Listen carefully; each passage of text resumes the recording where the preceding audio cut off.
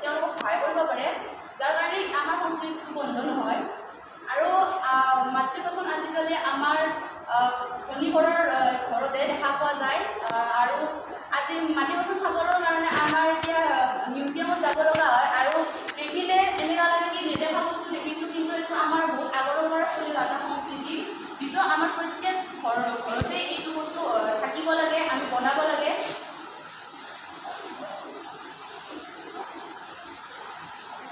চ' আমাৰ ফালৰ পৰা এটা ৰিকুৱেষ্ট কি চৰকাৰে আমাৰ অসমীয়াৰ এই যিটো সংস্কৃতি আছে সেইটো যাতে বন্ধৰ পথলৈ নাযায়, তাৰ কাৰণে আমাৰ ফালৰ পৰা ৰিকুৱেষ্ট।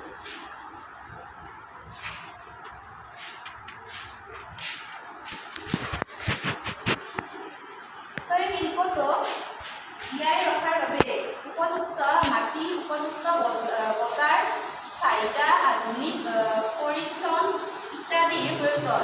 কিন্তু আধুনিক যন্ত্ৰচালিত উদ্যোগবোৰে